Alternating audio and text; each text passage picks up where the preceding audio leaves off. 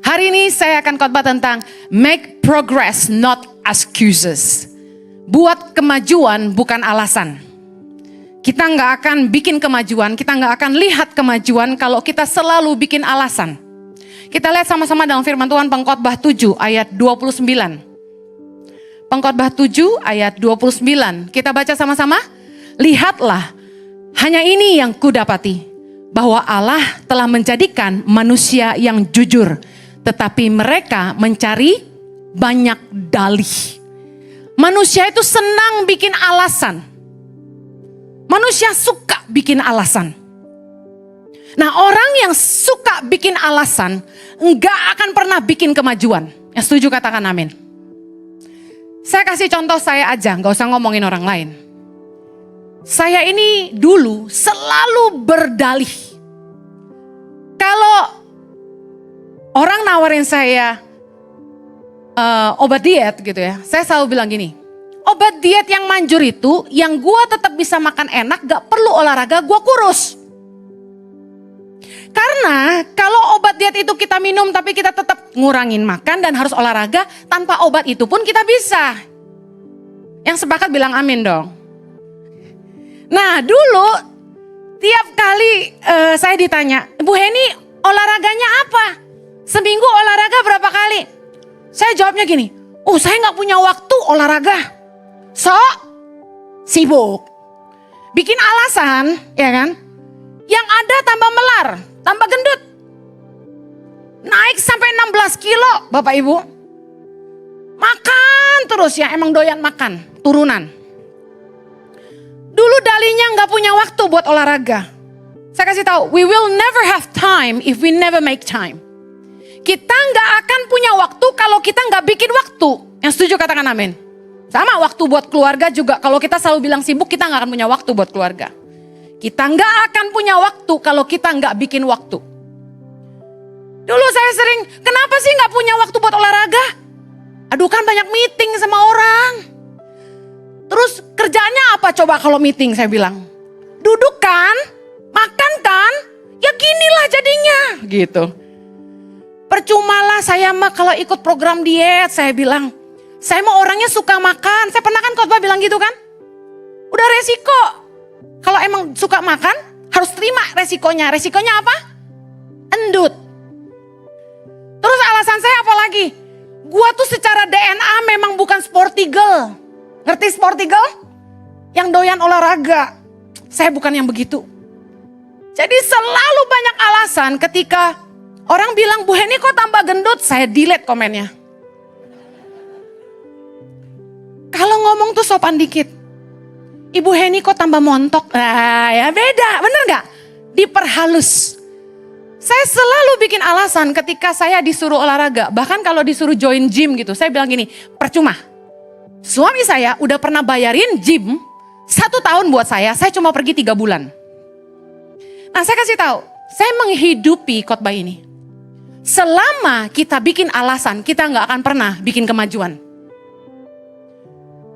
Setelah saya memutuskan, saya harus kurus. Tiba-tiba Tuhan kirim berkat. Saya di endorse. Dapat program slimming for free. Puji Tuhan. Sama company yang lumayan punya nama. Tapi saya kasih tahu, setelah menjalani ini 2 bulan dan turun 9 kilo hari ini. Saya kasih tahu. Obat apapun tidak akan menolong kita jadi kurus kalau kita nggak mau ngurangin makan, jaga makan, dan olahraga. Jadi yang mau kurus dengar saya. Lu mau beli obat slimming apapun, minum teh slimming apapun, 3 ini harus dilakukan. Ngurangin makan, nahan nafsu. Jangan liatin Instagram orang bikin B ini, B2, B3, B4. Udah lu gak akan kurus. Amin. Ngurangin makan, kendalikan nafsu. Yang kedua, jaga makan. Jangan makan goreng-gorengan, minyak-minyak, dan lemak-lemak. Udah makan sate kambing itu minta yang daging aja. Dulu saya belaga pelon. Makan semua. Seminyak-minyaknya. Minyak dan lemak gak boleh masuk ke badan. Yang ketiga, olahraga yang rutin. Saya ini gak suka olahraga sejujurnya. Saya cuma suka jalan. Kalau olahraga saya jalan. Saya nggak suka treadmill, bosan. Nah, dengan alasan saya tinggal di rumah yang bukan di komplek elit, saya nggak pernah jalan. Akhirnya saya menemukan jalan, saya nonton kardio di YouTube. Karena gendut, susah lompat-lompat, saya pilih yang cardio for beginners. Ada ternyata walking cardio namanya. Setengah jam keringetan. Tiap hari. Dokter tanya, "Wah, ini udah mulai olahraga?" Ada. Apa? Kardio. Berapa kali? Ya, seminggu sekali. Kurang, dia bilang. Akhirnya saya kardio tiap hari minimal 45 menit. Tiap hari. Dan akhirnya saya mulai lebih kurus. Hari ini Anda lihat saya kurus? Dari sebelumnya? Puji Tuhan. Anda tidak akan lihat kemajuan kalau Anda terus bikin alasan. Katakan kanan kirimu, kalau lu mau maju, jangan terus bikin alasan. Saya akan bicara yang pertama. Orang yang suka bikin alasan, hidupnya tidak ada kemajuan. Amsal 22 ayat 13. Kita lihat sama-sama yuk. Si pemalas berkata, ada singa di luar. Aku akan dibunuh di tengah jalan. Apa artinya? Firman Tuhan berkata, si pemalas berkata, ada singa di luar. Aku akan dibunuh di tengah jalan. Dia malas kerja. Dia malas keluar rumah. Alasannya banyak. Kemalasan membuat orang suka beralasan. Katakan sama-sama, kemalasan membuat orang suka beralasan. Perhatikan staf yang malas. Disuruh ngerjain apapun, ada aja alasannya. Benar? Kenapa kamu nggak cek Instagram? Kenapa kamu nggak cek DM Instagram? Maaf Bu, seminggu ini sibuk. Petani yang Tangan Pengharapan bantu, kita latih, kita kasih benih. Staf saya, tim pendampingan turun ke lapangan. Pak, kenapa belum buka lahan? Kan sudah dilatih, kan sudah dikasih benih. Mereka jawabnya apa? Air jauh, lahan kecil, lahan sempit. Belum kerja udah bilang gak mampu. Orang yang selalu beralasan gak akan lihat kemajuan. Ada orang jemaat, kan saya suka tuh dikomentarin, Bu Heni jangan cuma bisa khotbah, saya butuh kerjaan. Gue tawarin kerja, sini kontak admin kita, kasih dong kontak, katanya butuh kerja. Saya kasih kerjaan, jadi apa? OB, jadi cleaner di gereja. Sebenarnya kita gak butuh, saking saya mau bantu. Disuruh jadi OB, dia bilang gini, saya gak mau digaji bulanan, maunya harian. Oke, banyak mau gak tuh jemaat? Terus udah gitu, ditungguin hari Minggu ya, jam segini datang ya. Datang gak kira-kira? Alasannya gak jelas. Inilah itulah orang yang malas selalu beralasan. Saya lihat orang-orang yang suka berdalih biasanya tidak akan berusaha lebih. Orang yang suka berdalih tidak akan berusaha lebih. Makanya alasan membuat orang gak lihat kemajuan. Amsal 21 ayat 25 berkata, si pemalas dibunuh oleh keinginannya karena tangannya enggan bekerja. Maunya banyak, tapi malas. Ingat baik, Anda mungkin boleh punya visi, Anda mungkin punya mimpi, punya cita-cita. Tapi semua yang Anda harapkan itu, keinginanmu tidak akan jadi kejadian kalau Anda terus beralasan. Bangkit, lakukan sesuatu. Apa yang saya lakukan? Saya mulai tarik pemikiran saya. Heni, kamu umur 46. Udah tua gue. Kamu gendut kayak gini. Kamu mikir, kalau kamu umur 65, katakan ya, saya kayak apa? Saya mikir kayak mama saya. Apa yang terjadi sama mamamu? Tuhan tarik pemikiran saya. Mama saya susah jalan. Kakinya sakit, lututnya sakit sampai operasi lutut.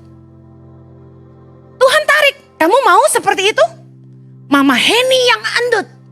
Mau? Saya bilang enggak Tuhan.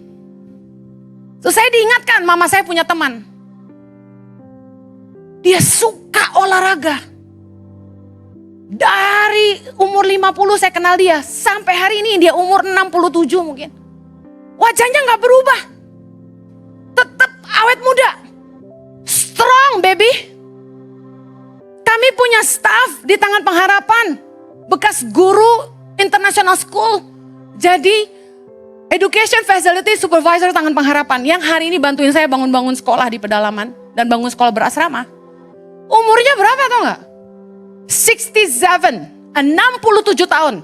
Lu adu jalan sama dia belum tentu menang. Staff saya umur 20-an. Jalan berdua sama dia umur 67. Miss wait for me. Cepet banget dia jalan. Dia kan tinggi langsing. Makan dijaga. Suka jalan sehari minimal 2 kilo. Dia kalau jalan langkahnya panjang-panjang. Staff saya, Miss wait for me. So I choose to change myself. Keinginan mah banyak. Pengen kurus mah dari dulu. Tahu gak, saya tiap kali lihat Instagram, scrolling, yang bisa ngecilin perut tuh, yang ngangkat-ngangkat kaki, ya yang gini-gini. Gerakan menghilangkan buncit, yes, ya. Kemudian saya lihat, keren. Saya share ke suami saya. Wih, bagus, saya share ke anak saya. Makanan diet, minuman sehat, saya share ke tim dapur. Jago nge-share gue mah. Jago nge-like gue mah. Prakteknya zero. Keinginanmu gak akan jadi apa-apa kalau kamu gak mulai melakukan. Yuk berubah. Kalau Anda mau lihat kemajuan, Anda harus bikin keputusan dan mulai melakukan. Yang mau katakan amin. Yang kedua, orang yang suka bikin alasan, pernikahannya gak akan ada perubahan. Kenapa sih masalah rumah tangga tuh gak selesai-selesai? Karena orang gak mau berusaha menyelesaikan. Tapi tiap kali berantem alasannya banyak.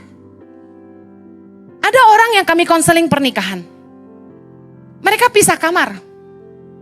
Saya tanya, kenapa gak sekamar sama istri? Oh, soalnya istri saya tidurnya lebih awal. Terus tidurnya sama anak. Jadi saya kalau tidur malam biar dia gak silo, saya pisah kamar. Astaga. Saya bilang itu gak sehat.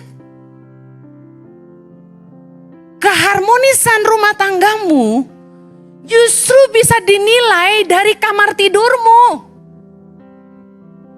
Tanda pertama keretakan dalam rumah tangga adalah menurunnya gairah terhadap satu sama lain. Kalau Anda sudah tidak nafsu melihat pasanganmu, something wrong with you. Jojo gak boleh gairah sama perempuan lain. Harus gairahnya ke saya. Sesuai firman Tuhan. Kekasihku, kepadanya gairahku tertuju. Kalau gairah Anda mulai hilang, berarti pernikahanmu dalam bahaya.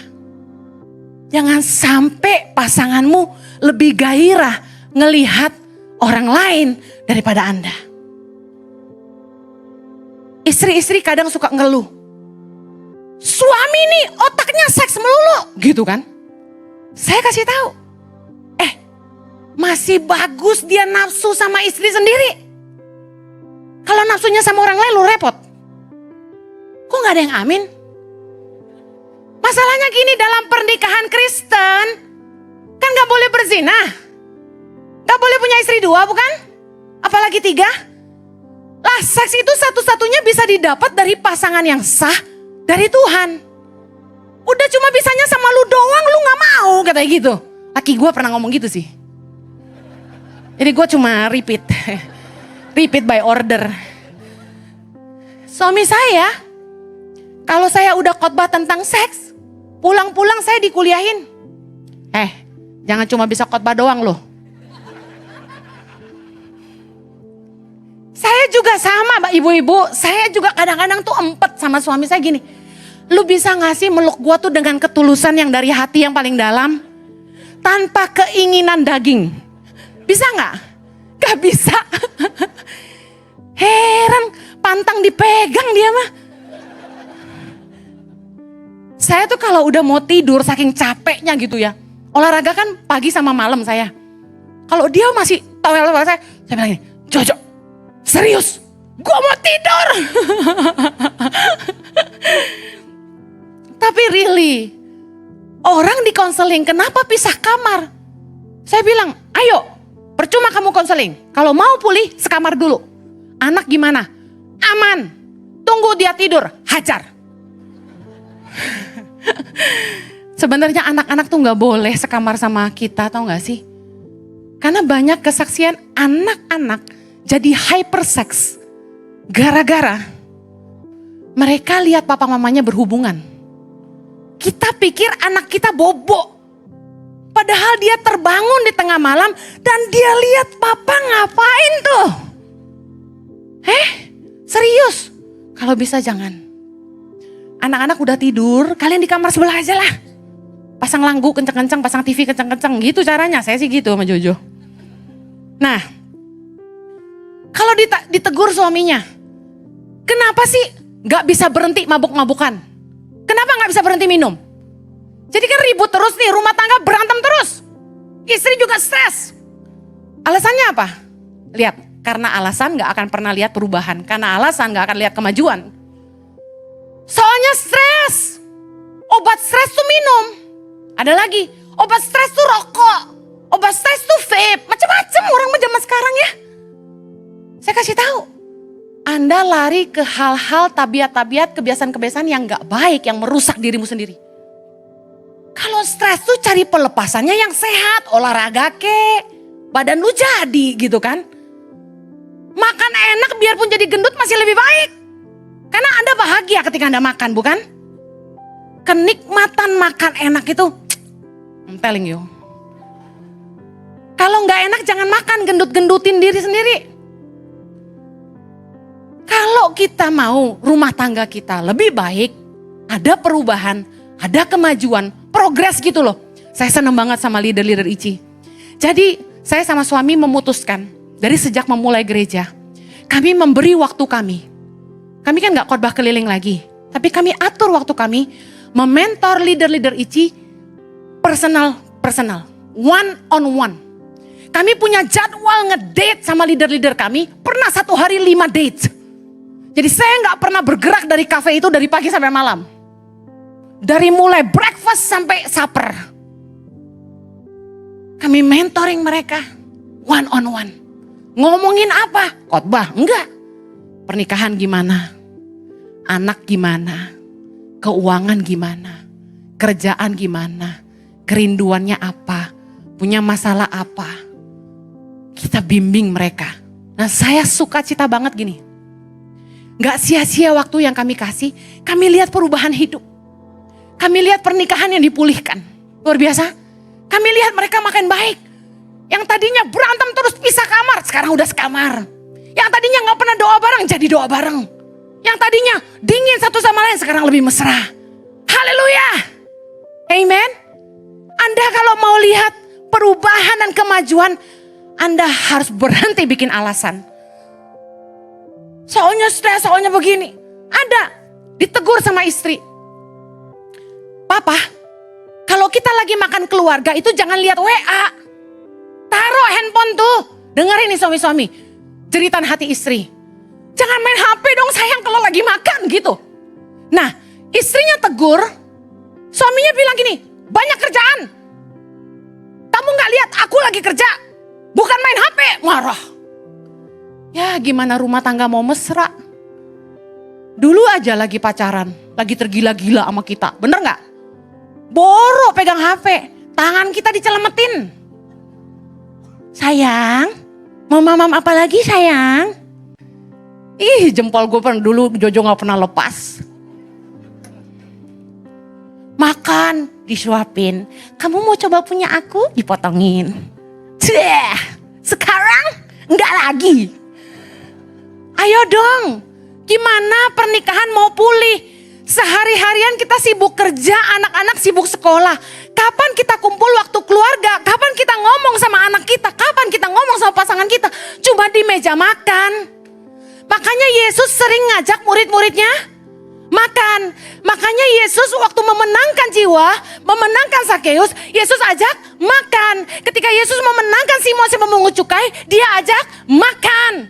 Artinya di meja makan itu tempat di mana kita bangun hubungan. Makan itu bukan hanya sekedar, enak, enak nambah lagi dong. Bukan gitu. Ngobrol, makan jangan kayak kuli. Cuci tangan pergi. Kayak bule dong. Bule tuh ya kalau duduk dinner ya, amazing. Bisa 2 jam. Gue juga bingung. Mereka ngapain sih? Saya kan penasaran. Mulai dari roti duluan. Dalam hati gue, orang Indo kasih roti kenyang duluan. Terus dia celup-celup cuka, balsamic vinegar sama olive oil. Nah kan pada gak tahu kan. Enak tau gak? Udah gitu dia mulai datang entree. Kita gak sabar. BPK gitu. Tapi mereka bangun hubungan. Jadi di antara menu demi menu yang datang, mereka ngobrol. Mereka see eye to eye, heart to heart. Itu kunci quality time. It doesn't matter how many time you have. Yang paling penting adalah quality time. Meskipun cuma 1 jam, tapi Anda lihat mata ke mata, hati ke hati. Itu penting. Jangan sakiti keluargamu dengan handphonemu. Kenapa? Waktu kamu main handphone di meja makan, artinya kamu lebih mengedepankan pekerjaan daripada hubungan dengan keluargamu. I'm sorry, ini yang bikin rumah tangga jadi sering bermasalah. Karena gak ada komunikasi. Ketiadaan komunikasi pasti meretakkan hubungan. No more excuses. Jangan bikin alasan.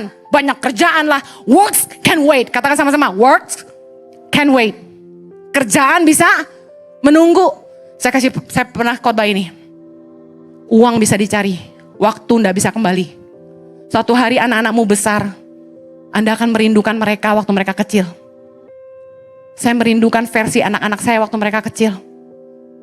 Waktu nggak bisa kembali. Uang bisa dicari. Amen. Orang-orang yang suka bikin alasan. Biasanya itu suka bermain victim mentality. Ngerti victim mentality? Selalu nyalain orang lain. Kenapa kamu masih jatuh bangun dalam dosa? Ya habisnya istri saya gak melayani saya, Bu. Istrinya ditanya, kenapa tidak melayani suami? Soalnya suami saya gak mesra, Bu. Gak ada pemanasan, Bu. Kayak mesin genset kan, Bu, harusnya, Bu, katanya gitu. Banyak alasan victim mentality. Please stop playing victim mentality. Stop making excuses. Kenapa kamu bersalah? Karena saya salah. Tanggung jawablah, berubahlah, jangan nyalain orang lain. Anak-anak muda, kenapa kamu nakal? Kenapa kamu ngedrak? Kenapa kamu free sex? Saya gak punya figur papa. Gak gitu. Masa depanmu tergantung keputusanmu. Bukan karena keadaan keluargamu. Masa lalu kita tidak menentukan masa depan kita. Keputusan kita hari menentukan masa depan kita. Katakan amin. Kita tidak bisa mengubah tempat di mana kita berdiri hari ini. Tapi kita bisa memutuskan kemana kita mau pergi. You should decide for yourself. Don't make excuses. Bukan salah orang tua kita. Mereka semua punya masalah. Kita punya masalah sendiri. Berhenti menyalahkan orang tua. Masa depanmu tidak tergantung orang tuamu. Saya adalah bukti nyata. Gak disekolahin bisa jadi. Gak peduli orang tuamu ada duit gak ada duit. Gak peduli kamu lahir di keluarga kaya atau miskin. Keputusanmu yang membuat kamu akan maju. Berhenti beralasan. Dan mulai bikin kemajuan. Yang mau katakan amin. Yang terakhir. Dalam kerohanian. Saya mau menyentuh area kerohanian. ICI adalah gereja yang rindu melahirkan orang Kristen yang dewasa dalam iman. Hidup melakukan firman dan jadi berkat bagi orang banyak. Kita jadi berkat bukan hanya di rumah. Tapi di tempat kerja. Di masyarakat. Kita rindu jadi berkat bagi bangsa-bangsa. Masalahnya gini. Kita tidak akan jadi dewasa rohani. Kita nggak akan mengalami pertumbuhan rohani kalau kita nggak melakukan firman. Spiritual progress atau kemajuan rohani itu terjadi ketika kita mulai dengar firman, merenung firman dan melakukannya dalam hidup kita. Suka nonton khotbah saja, suka menonton, mendengarkan, lalu share ke orang-orang, itu nggak akan mengubahkan hidupmu dan nggak akan mendewasakan imanmu.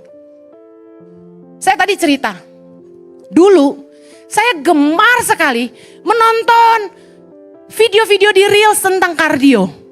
Suka. Dan setiap kali saya nemu yang bagus, saya share ke pengerja, saya share ke staf saya share ke anak-anak yang saya rasa rada montok. Saya share ke suami saya, karena waktu itu dia buncit. Gak sadar diri sendiri buncit. Seringkali saya lakukan. Tapi apakah saya jadi kurus karena saya nonton video terus? Enggak. Nonton kardio gak bikin saya kurus. Apalagi nge-share video kardio itu gak bikin saya kurus. Yang ada orang tersinggung, maksud lu apa? Tapi ketika saya mulai lakukan, saya mulai ikuti, terengah-engah, susah juga ya. Tapi saya konsisten, capek saya terusin video berikutnya. Saya mulai angkat barbel, lagi mau bikin otot nih, jangan kaget ya. Arnold Schwarzenegger. Saya serius banget melakukannya, sampai suami saya bilang gini, serius banget istriku. Kalau saya udah bikin dosa seharian itu, ngerti kan istilahnya? Makan kebanyakan, malamnya saya kardio lagi 1 jam. Buang lemak. Anda gak akan bertumbuh secara rohani kalau Anda cuma suka dengar khotbah, nge-share khotbah. Anda harus mulai melakukan firman yang Anda dengar. Jangan jadi orang Kristen munafik. Orang-orang Farisi. Tahu gak masalahnya orang Farisi itu apa? Mereka itu suka menghakimi orang. Tapi mereka sendiri tahu firman tidak melakukan. Orang-orang fasik. Untuk bertumbuh dewasa dan kuat dalam iman, kita harus hidup dalam kebenaran firman. Ibarat gini, kalau Anda makan terus, tapi Anda nggak pernah olahraga, Anda akan jadi obesitas. Nah, sama halnya Anda suka nonton khotbah, Anda suka baca Alkitab, tapi Anda tidak melakukan, Anda tidak hidupi. Jadi apa? Jadi obesitas rohani. Apa yang terjadi? Tiap kali Anda dengar khotbah, Anda baca firman, yang Anda ingat orang lain. Dan rajin ngingetin orang lain. Sibuk menilai orang lain. Tapi tidak memperbaiki diri sendiri. Kalau Anda mau bertumbuh dalam firman, yuk. Jangan cari alasan untuk membenarkan diri sendiri. Orang Kristen zaman sekarang, dengar khotbah dia lebih pintar. Enggak gitu tuh. Roma 10 ayat 3. Baca sama-sama. Sebab oleh karena mereka tidak mengenal kebenaran Allah dan oleh karena mereka berusaha untuk mendirikan kebenaran mereka sendiri, maka mereka tidak takluk kepada kebenaran Allah. Gak heran orang gak bertumbuh rohaninya padahal udah tua di gereja.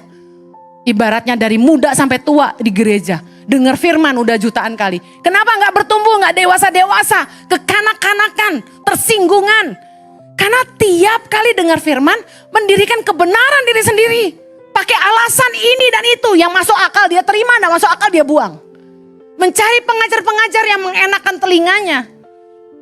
Makanya orang Kristen gak akan lihat kemajuan dalam kerohanian. Yuk saya akhiri. Kita nggak akan melihat kemajuan kalau kita selalu bikin alasan. Yang kedua, pernikahanmu, rumah tanggamu nggak akan lihat perubahan dan kemajuan kalau kamu selalu bikin alasan. Kerohanianmu nggak akan jadi dewasa kalau kamu selalu mencari kebenaran diri sendiri, bikin alasan di pikiranmu sendiri. Dan kamu nggak akan ngerti kebenaran Allah. Mari make progress, not excuses. Yang mau berubah katakan amin. Kita berdoa. Tuhan tolong kami agar firman ini jadi daging dalam roh kami. Kami dengar firman dan kami mau melakukan. Tolong kami supaya kami gak jadi obesitas rohani. Jadi orang-orang fasik yang tahu kebenaran tapi tidak melakukan. Jadi orang Farisi yang sibuk menghakimi orang lain. Tapi biarlah kami boleh ambil sikap, ambil keputusan, kami mau menghidupi firman-Mu. Agar kami menjadi dewasa di dalam iman, dalam pengenalan akan Tuhan. Kami jadi hidup jadi saksi Tuhan kemana saja kami pergi. Berkati setiap pekerjaan dan rumah tangga. Biar ada semangat untuk buat perubahan dan kemajuan. Terima kasih Tuhan. Di dalam nama Yesus kami berdoa. Yang diberkati Tuhan sama-sama kita katakan. Amen. Have a blessed Sunday.